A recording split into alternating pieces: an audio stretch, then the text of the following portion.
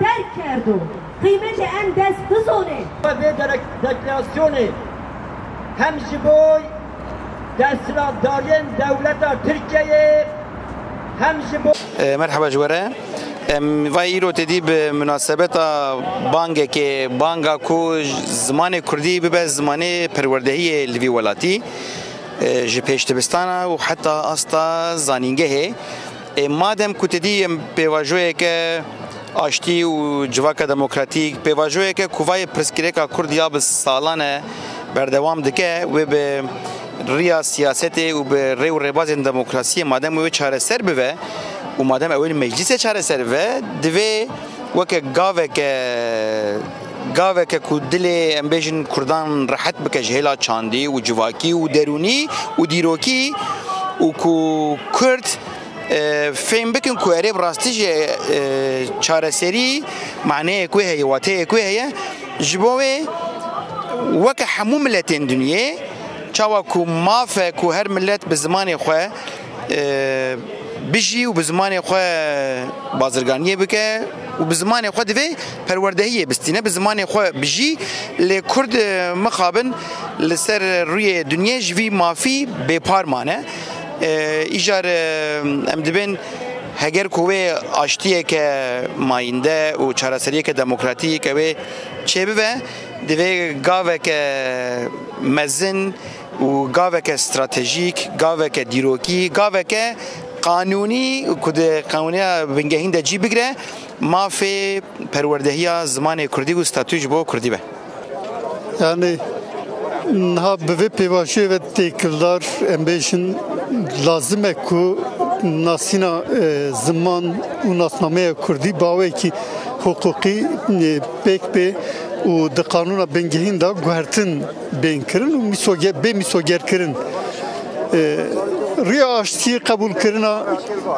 ستاتویا کردی قبول کرنا پروردهی به زمان کردی ره درباز به مبستامه یا و دکلاراسیون جی اوه ده سریده بانگل همو رایداران دکن که جبوی آشتی گاوا اولیا کدوی به آوتن اوه او ve pırbederengi nehinin. Yani öncelikle zaten eğitim senin ana dilinde eğitim talebi hani Türkiye'de yaşayan bütün halkları kapsayan bir talep. Elbette ki bu halkların başında Kürt halkı da geliyor. Onların işte Kürt çocuklarının ana dilinde eğitim hakkı geliyor. Evet bir süreç başladı. Aslında barışa geçiş süreci diyoruz biz buna. Dolayısıyla bu sürecin kalıcı barışa dönüşmesinin koşullarından birinin de ana dilde eğitim olduğunu düşünüyoruz. Yani ana dilde eğitim hakkı burada değil ki bir dilin diğerinden üstün olduğu anlamına gelen bir yerden değil. Tabii ki birbirini karşılıklı tanıma, işte birbirine saygı duyma şeklinde aslında aynı şekilde buna dair politikalar oluşturulmalı ve buna dair bir eğitim anlayışı inşa edilmesi gerektiğine inanıyoruz bizler. Dolayısıyla biz eğitimsel olarak hani bu süreçte en öncelikli taleplerimizden biri ana dilde eğitim talebi, aynı zamanda da işte halkların bir arada işte eşit toplumsal barışın güçlendiği bir zeminde kendi aidiyetleriyle var olduğu bir toplumsal düzen istediğimizi bir kez daha ifade edelim. Yani diğer ülkelere baktığımızda da mesela barış deneyimlerinin olduğu işte bu bize benzer özellikle Orta Doğu'da da yaşadığımız duruma benzer deneyimlere baktığımızda en yakın işte Güney Afrika deneyimleri vardı.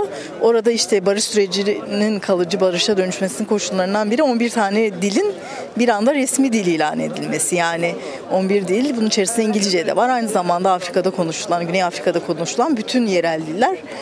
Bu ne demek oluyor? Yani 11 resmi dilin bir anda resmi dil ilan edilmesi, anayasayla güvence altına alınması aslında toplumsal barışı sağlayan bir yerde duruyor. Yani biz evet toplumsal barışın en büyük dinamiğinin, en büyük ayağının bugün halklar olduğunu biliyoruz. Ama halkları bir araya getirecek, onların birbirinden nefret duymasını, öfke duymasını engelleyecek barış içerisinde aynı zamanda da işte demokratik entegrasyon yoluyla birleşmesini sağlayacak yollardan birinin de gerçekten dillerin resmi statülerinin olması, anayasal güvenceye alınması ve diğeri de ana dilde eğitim hakkı.